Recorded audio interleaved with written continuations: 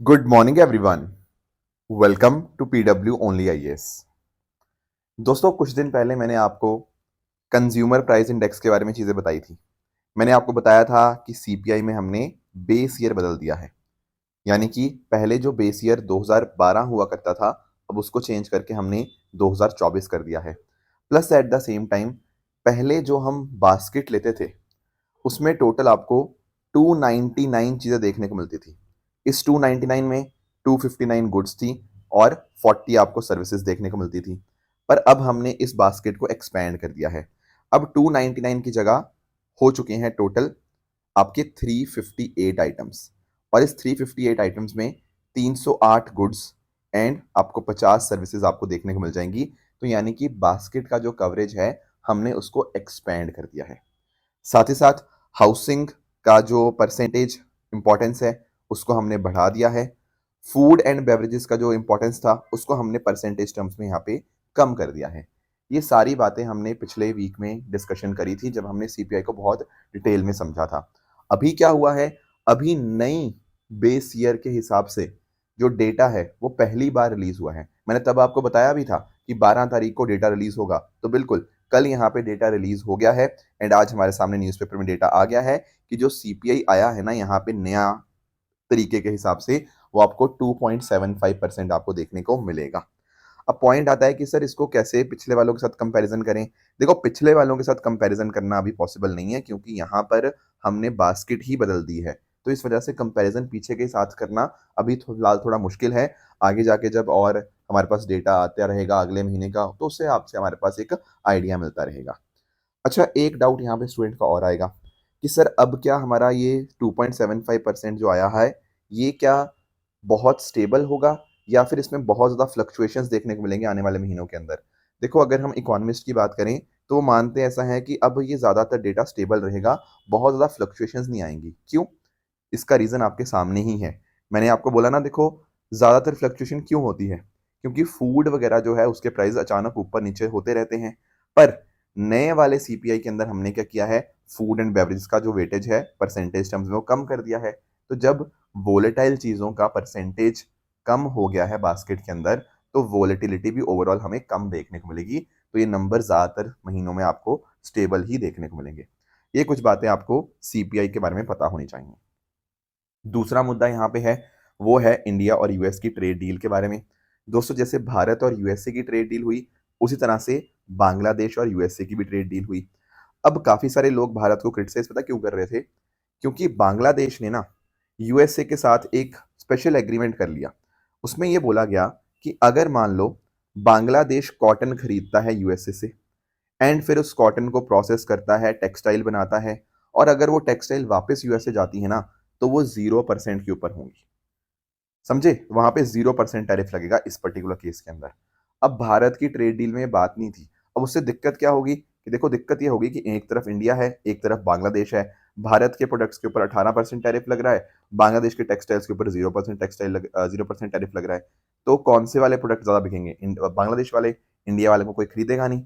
पर ये जब क्रिटिसिज्म हुआ, तो हमारे कॉमर्स मिनिस्टर पीयूष गोयल जी को बोला गया इसके रिगार्डिंग। तो उन्होंने बोला कि भारत भी यूएसए के साथ कोशिश कर रहा है एक ऐसा ही एग्रीमेंट करने की, and it is highly likely कि भारत को भी इस तरह का एक एग्रीमेंट फाइनलाइज हो जाएगा कि अगर मान लो भारत यूएसए से रॉ मटेरियल मंगा रहा है एंड उसको प्रोसेस करके हम वापस यूएसए भेज रहे हैं, तो हो सकता है उसके ऊपर 0% टैरिफ हो। तो कोशिश कर रहा है भारत भी ऐसे एग्रीमेंट की, एंड काफी हाई चांसेस है कि भारत को भी ये इस तरह से बांग्लादेश जैसा जो कंसेशन था वो इंडिया को भी मिल जाएगा। देखते हैं आगे जाके क्या होता है। तो ये बातें कुछ यहाँ पे बताई गई हैं। दोस्तों, डेट है आज की 13 फरवरी 2026 एंड आप सभी का स्वागत है आज के प्रीलिम बूस्टर न्यूज डिस्कशन में। स्टार्ट करने से पहले मैं आप सबको बता दूं कि दोस्तों, आप में से जिन भी बच्चों को सी सेट में कोई परेशानी आ रही है, तो आज शाम 6 बजे, ठीक है, 13 फरवरी मतलब आज शाम 6 बजे हम लोग लाइव जुड़ेंगे ओनली आईएएस यूपीएस चैनल के ऊपर, जहां पर हम डिटेल में डिस्कस करेंगे कि सी सेट में क्या क्या बच्चे परेशानियां फेस करते हैं, कौन सी ऐसी मिस्टेक्स हैं जो आपको नहीं करनी, सो दैट आने वाला प्रीलिम्स हम अच्छे से क्लियर कर पाएं। तो डेफिनेटली आप 6 बजे आज शाम को मेरे साथ लाइव जुड़ना मत भूलिएगा। चलिए स्टार्ट करते हैं। पहला जो टॉपिक आज हमें डिस्कस करना है वो करप्शन परसेप्शन इंडेक्स के बारे में है। देखो, किसी देश के अंदर करप्शन कितने ही हैं, वहाँ के लोग कैसा फील करते हैं पब्लिक सेक्टर करप्शन के रिगार्डिंग, इसके लिए क्या होता है ना, ट्रांसपेरेंसी इंटरनेशनल हमारे पास डेटा रिलीज करती है। हर साल ये इंडेक्स आता है, करप्शन परसेप्शन इंडेक्स का, और इसमें कंट्रीज को मार्क्स दिए जाते हैं या एक स्केल दिया जाता है।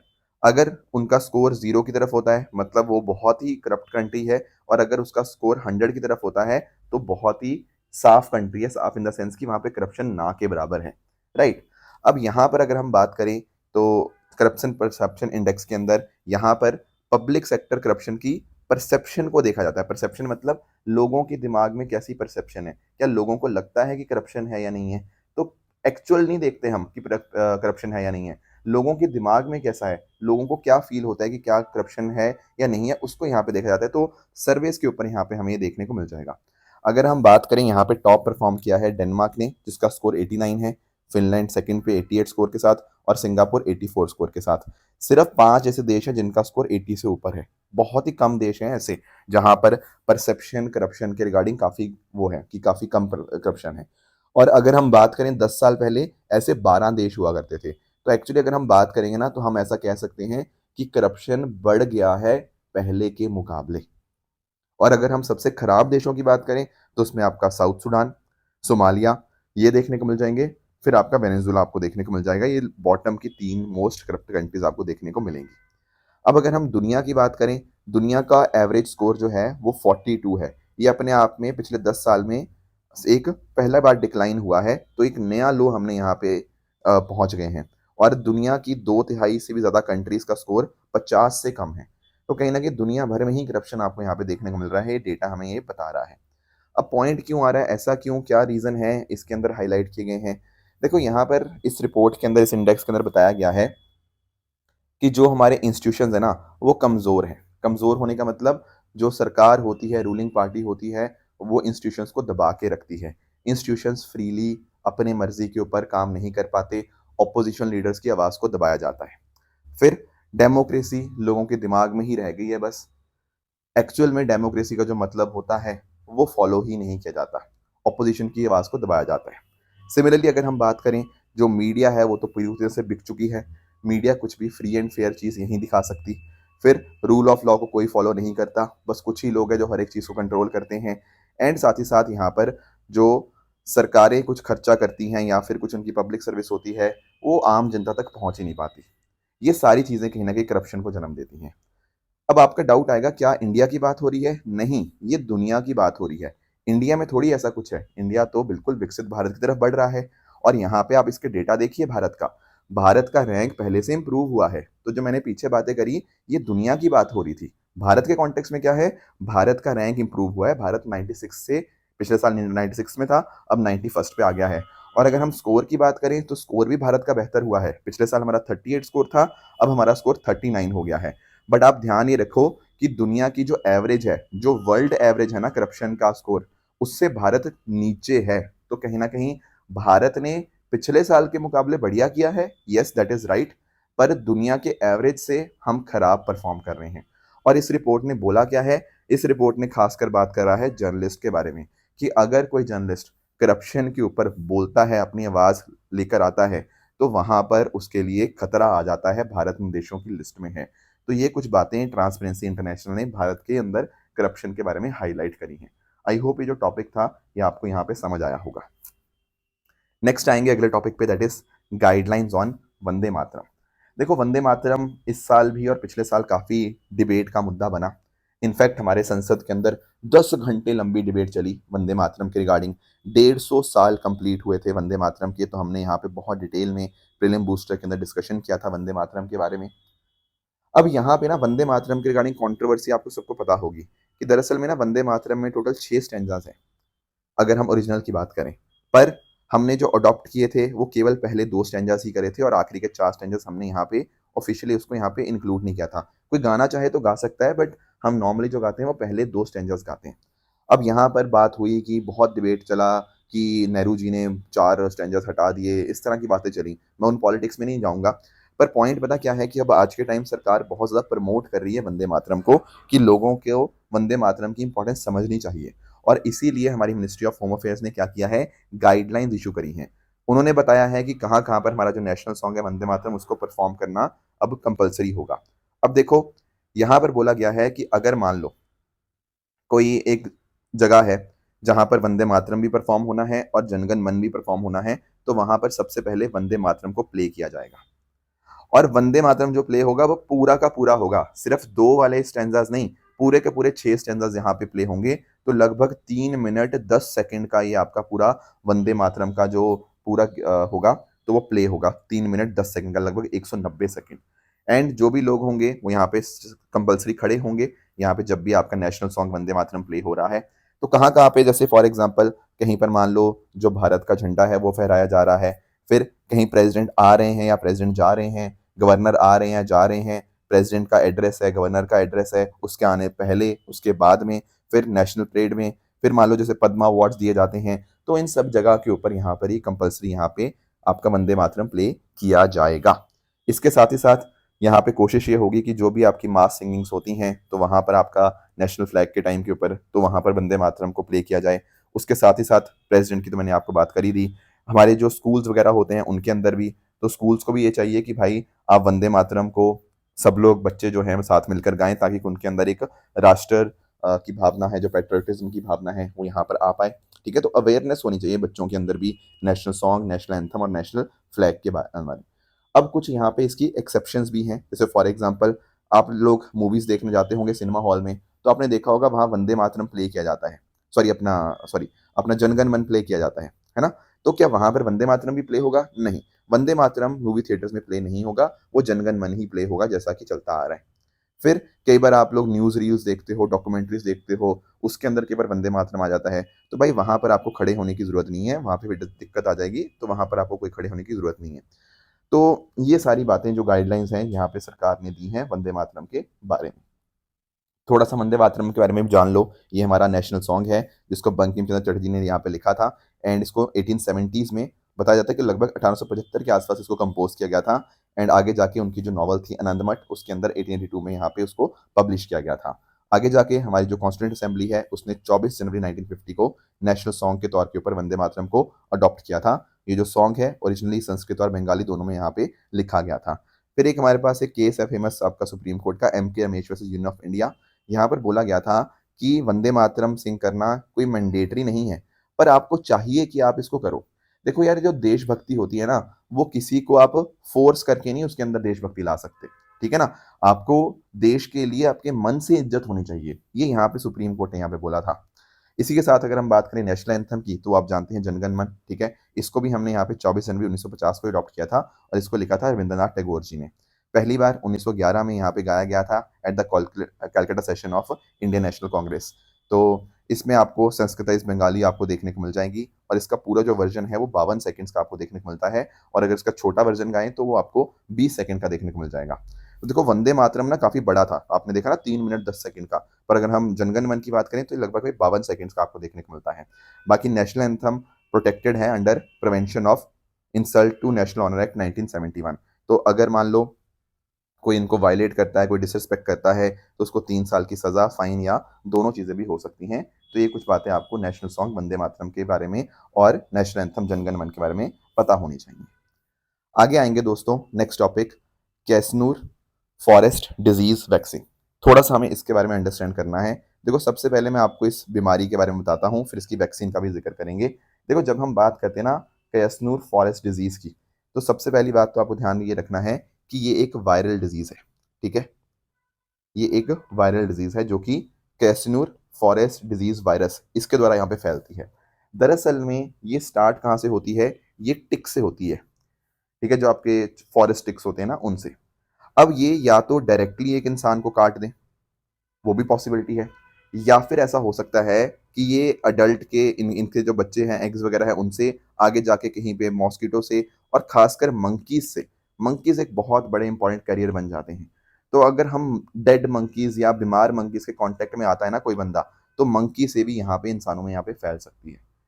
समझे इस बात को? तो ये वायरस फिर वहां तक पहुंच जाएगा, और फिर जो इंसान जो इसके कांटेक्ट में आया, या फिर जिसनो मान लो ये आपका किसी फॉरेस्ट में गया बंदा, मान लो ये कोई लकड़ियां वगैरह लेने, और वहां पर इस टिक ने उसको काट दिया जिसके अंदर ये वायरस था, तो इस बंदे के अंदर भी हो जाएगा। या फिर ये टिक ने मॉस्किटो को काटा और मॉस्किटो के कांटेक्ट में ये बंदा आ गया, तो उस केस में मंकी के case, sorry not mosquito, monkey बोलना था मुझे, मंकी के कांटेक्ट में बंदा आ गया एंड इस तरह से यहाँ पर क्या हुआ कि इस पर्सन को भी ये चीज़ होगी। तो होता पता क्या है, यहाँ पर इस फॉरेस्ट डिजीज के माध्यम से यहाँ पर इस पर्सन की हाई फीवर आ जाता है, बहुत ज़्यादा मसल्स में दर्द रहता है और बहुत ज़्यादा ब्लीडिंग वगैरह भी हो सकती है, बीपी कम हो जाएगा एंड हो सकता है कि एक्सट्रीम केसेस के अंदर उस पर्सन की डेथ भी हो जाए।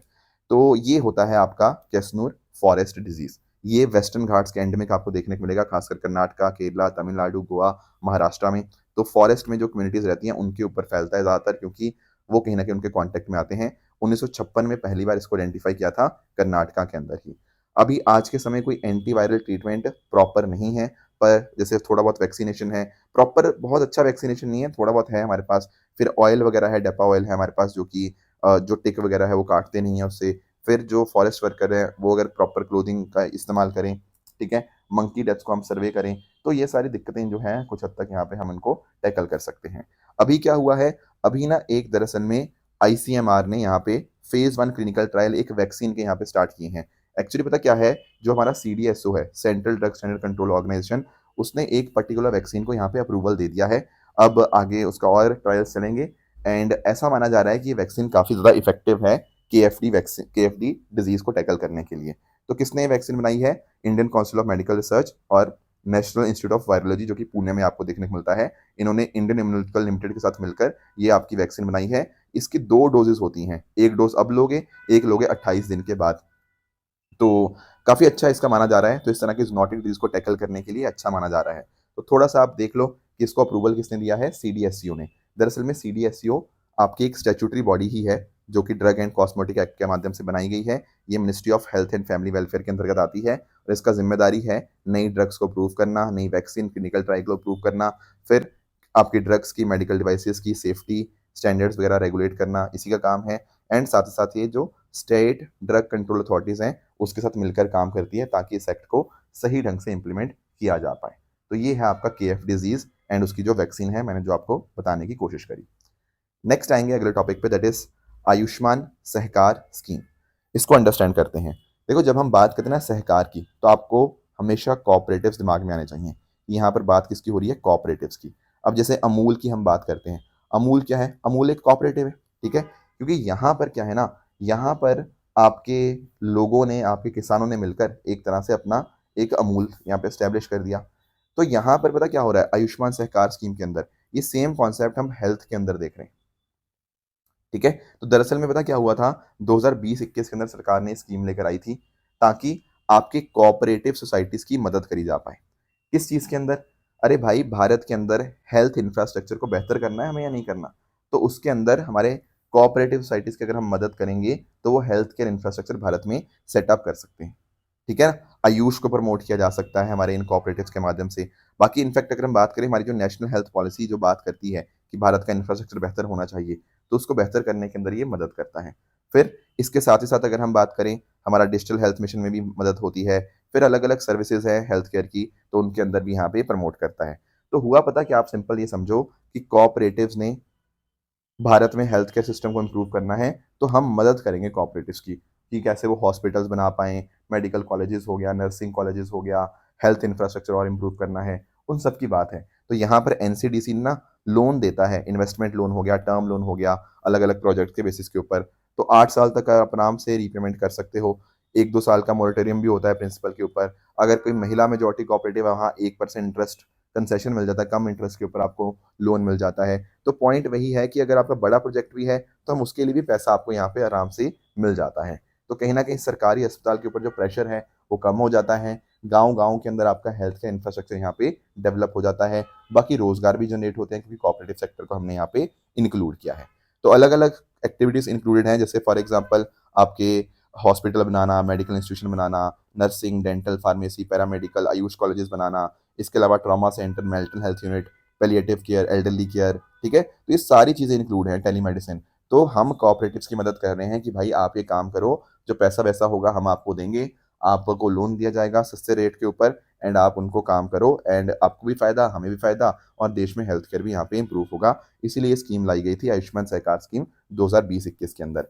कोई भी कोऑपरेटिव जो स्टेट या मल्टी स्टेट कोऑपरेटिव एक्ट के अंदर रजिस्टर्ड है, वो यहाँ पे एलिजिबल है इस पर्टिकुलर स्कीम के लिए एंड लोन कैसे मिल सकते हैं? आप कुछ गिरवी रख सकते हो, बाकी गवर्नमेंट भी गारंटी देती है, बैंक गारंटीज़ हैं, कुछ प्लेज सिक्योरिटीज़ हैं, उनके माध्यम से ये लोन वगैरह आराम से मिल जाते हैं। जैसे मैंने बताया ना, एक कोऑपरेटिव लेड है, तो कहीं न कहीं कम्युनिटी की ओनरशिप होती है, यहाँ पे कोई प्राइवेट ओनरशिप नहीं है।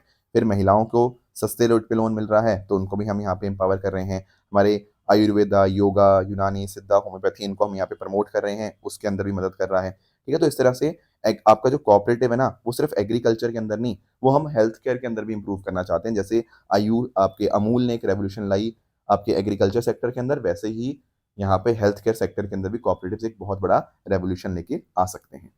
तो बाकी ये जो लोन वगैरह देने का काम है, ये एनसीडीसी के माध्यम से देखा जाता है, नेशनल कोऑपरेटिव डेवलपमेंट कॉर्पोरेशन।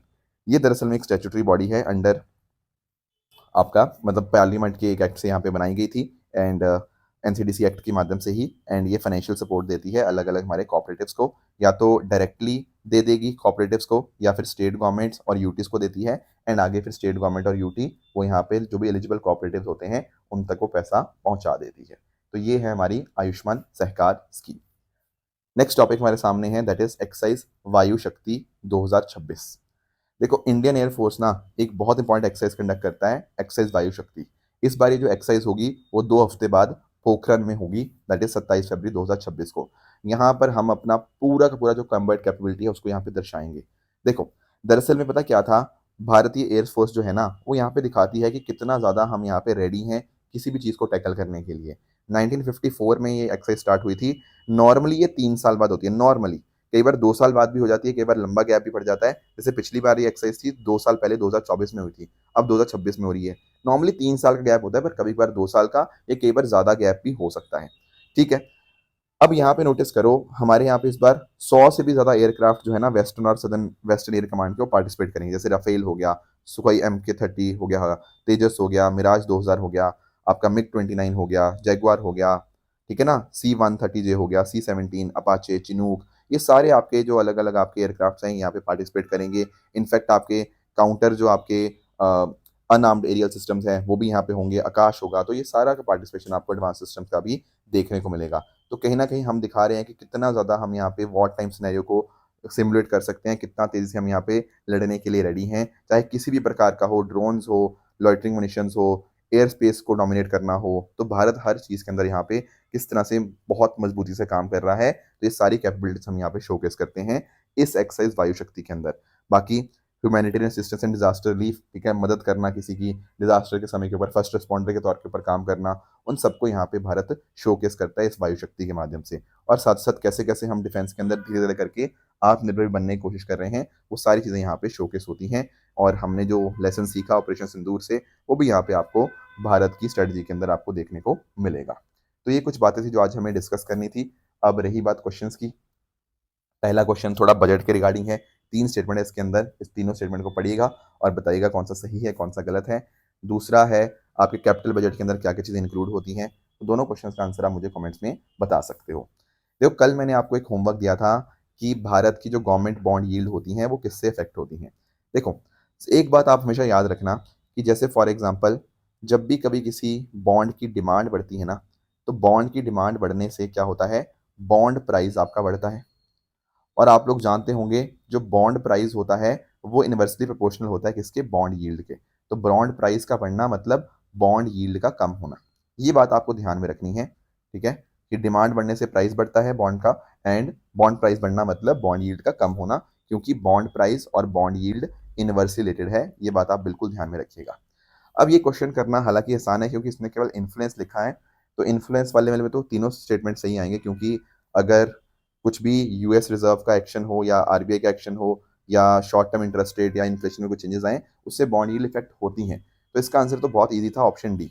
पर अगर यूपीएससी को टफ क्वेश्चन पूछना होता ना, तो वो कल को पूछ लेता कि इंक्रीज किससे होगी बॉन्ड यील्ड या डिक्रीज किससे होगी, तो थोड़ा क्वेश्चन मुश्किल हो जाता। इन्फ्लुएंस में तो डेफिनेटली यार सबसे इन्फ्लुएंस हो सकती है, पर हमें थोड़े टफ क्वेश्चन के लिए भी रेडी रहना है। तो यहाँ पर इस टेबल के माध्यम से मैं आपको सारी चीज़ें समझाना चाहूंगा। सबसे पहले आप यूएस फेडरल रिजर्व की बात करो। देखो, अगर मान लो यूएस फेडरल रिजर्व मतलब यूएसए का जो सेंट्रल बैंक है, अगर उसने इंटरेस्ट रेट बढ़ा दिए, अब ध्यान से सोचो, अगर यूएसए के सेंट्रल बैंक ने इंटरेस्ट रेट बढ़ाए तो भारत से डॉलर्स बाहर जाएंगे, क्योंकि वो सोचेंगे यार यूएस में ज्यादा इंटरेस्ट मिल रहा है तो हम वहां पे पैसा इन्वेस्ट करेंगे। तो इससे पता क्या होगा, भारत के अंदर जो बॉन्ड यील्ड हैं वो बढ़ जाएंगी। क्यों? क्योंकि देखो, डिमांड किसकी बढ़ी? डिमांड बढ़ी यूएस बॉन्ड की। इंडियन बॉन्ड्स की डिमांड कम होगी, और इंडियन बॉन्ड्स की डिमांड कम हुई, इंडियन बॉन्ड्स का प्राइस कम हुआ, एंड उस वजह से बॉन्ड यील्ड भारत में बढ़ जाएगी।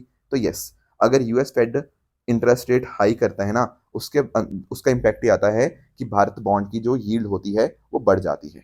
अगर इसका उल्टा करे, मान लो यूएसए ने इंटरेस्ट रेट कम कर दिए, तो भाई बहुत सारा पैसा भारत में आएगा, बहुत सारे डॉलर्स भारत में आएंगे।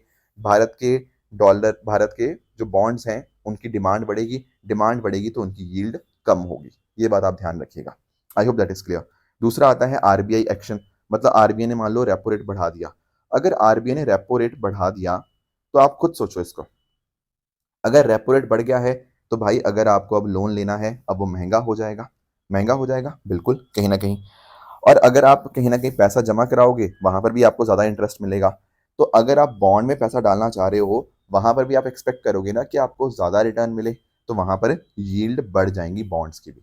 इंटर एक्चुअली पता क्या होता है, ये भी आप ध्यान रख सकते हो कि अगर इंटरेस्ट रेट बढ़ रहा है ना, इंटरेस्ट रेट और बॉन्ड यील्ड डायरेक्टली प्रोपोर्शनल होती है। बॉन्ड यील्ड बढ़ेगी ही जब आपका इंटरेस्ट रेट बढ़ता है। आपका रेपो रेट कम होगा तो उस केस में यील्ड आपकी कम हो जाएगी। ये हो गया आरबीआई एक्शंस के रिगार्डिंग। फिर तीसरा कॉन्सेप्ट है इन्फ्लेशन के साथ। मान लो अगर महंगाई बढ़ गई, अगर भाई महंगाई बढ़ जाएगी, तो आप मुझे बताओ, अगर महंगाई है, आप क्या चाहोगे? महंगाई से लड़ना। महंगाई से लड़ोगे कैसे? जब आपको रिटर्न अच्छी मिलेगी। रिटर्न कब अच्छी मिलेगी? जब बॉन्ड यील्ड हाई होगी, है ना? तो इस तरह से इन्फ्लेशन बढ़ने का मतलब है बॉन्ड यील्ड का बढ़ जाना, और इन्फ्लेशन कम होने का मतलब है बॉन्ड यील्ड का कम हो जाना। अब यहाँ पर वर्ड लिखा था इन्फ्लुएंस, तो इन्फ्लुएंस में तो हर एक चीज़ इन्फ्लुएंस हो जाती है। हर एक चीज़ हमारे बॉन्ड यील्ड को चेंज कर सकती है। मतलब कुछ ऐसे इंपॉर्टेंट स्टेप्स जो डायरेक्टली लिंक होते इसके साथ। अगर इंक्रीज डिक्रीज की बात होती तो मैंने वो चीज़ भी आपको यहाँ पे डिटेल में समझा दी है। बाकी मैंने कल आपको होमवर्क दिया था एक डेफिसिट्स के बारे में। आई थिंक ये क्वेश्चन तो बहुत बार यूपीएस ने रिपीट कर लिया है। 2025 में भी 2 क्वेश्चन इसी कॉन्सेप्ट से आए थे। फिस्कल डेफिसिट का मीनिंग बहुत सिंपल होता है। पहले आप रेवेन्यू डेफिसिट का मतलब समझो। रेवेन्यू डेफिसिट क्या होता है? अरे बहुत सिंपल है यार, रेवेन्यू डेफिसिट क्या होगा? Revenue expenditure minus revenue seat. ये 2025 में क्वेश्चन पूछा गया, बहुत ही सिंपल सा। इसी तरह से अगर हम बात करें बजट डेफिसिट की बात करें, तो बजट डेफिसिट तो अब हम इस्तेमाल नहीं करते, बट ये होता है total expenditure minus total receipts. दरअसल में जब आपने टोटल रिसीट्स और टोटल एक्सपेंडिचर को माइनस कर दिया, ये जीरो बन जाता है, इसको कोई इस्तेमाल करने की जरूरत नहीं पड़ती। फिस्कल डेफिसिट की अगर हम बात करें, देखो फिस्कल डेफिसिट में हम एक्सपेंडिचर तो सारा लेते हैं, पर टोटल रिसीट्स नहीं लेते। इसमें हम रेवेन्यू सीट्स लेते हैं और non debt creating capital seat. अगर आपने पढ़ा है मेरे से, आप समझ गए होंगे कि ऐसा क्यों करते हैं। यहाँ पर ना टोटल रिसीट्स नहीं लेते। टोटल रिसीट्स में से जो आपका जो आपका बोरिंग वाला कंपोनेंट होता है, हम उसको यहाँ पे माइनस करते हैं। तो इसीलिए आप नोटिस कर पाओगे यहाँ पर बजट डेफिसिट बन जाएगा, 1 के साथ लिंक हो जाएगा। फिस्कल डेफिसिट की अगर हम बात करें, फिस्कल डेफिसिट आपका यहाँ पे 3 के साथ लिंक होगा। प्राइमरी डेफिसिट के क्या मतलब होगा? प्राइमरी डेफिसिट का मतलब आप यहाँ पे नोटिस करना, हाँ, प्राइमरी डेफिसिट आप यहाँ पे नोटिस करिएगा कि प्राइमरी डेफिसिट क्या होता है? It is nothing but fiscal deficit minus interest payment on previous borings, right? तो इस तरह से आप इनको यहाँ पे कनेक्ट कर सकते हो। तो बस आप देख लो आगे कि कौन किसके साथ कनेक्ट किया। बाकी मीनिंग तो मैंने आपको यहाँ पे समझा ही दिया है कि कैसे कैसे आप यहाँ पे इनको देखोगे, राइट? बाकी रही बात ट्रू एंड फॉल्स स्टेटमेंट्स की, यहाँ आपके सामने कुछ स्टेटमेंट्स हैं, इनको पढ़िएगा, बताइएगा कौन सा सही है कौन सा गलत है। एंड जो कल मैंने आपको होमवर्क दिया था, एक था पंडित दीनदयाल उपाध्याय जी के बारे में। तो दरअसल में 1951 के अंदर इन्होंने स्वतंत्रता पार्टी नहीं बल्कि आपका जो भारतीय जनसंघ है ना, उसको फाउंड किया था। तो पहला स्टेटमेंट आपका यहाँ पे इनकरेक्ट होगा। बायोफेच 26 की बात करें तो yes, this is a correct statement. And अगर हम बात करें सोमास्कंद, तो बिल्कुल ये चोला पीरियड 12वीं सेंचुरी से बिलोंग करता है। एंड ये आपके तमिलनाडु से यहाँ पे हमें इसको ओरिजिन आपको देखने को मिलेगा। तो ये सारी बातें थी जो आज हमें डिस्कस करनी थी। इस तरह से आप सब लोग हार्डवर्क करिए। All the very best and thank you so much.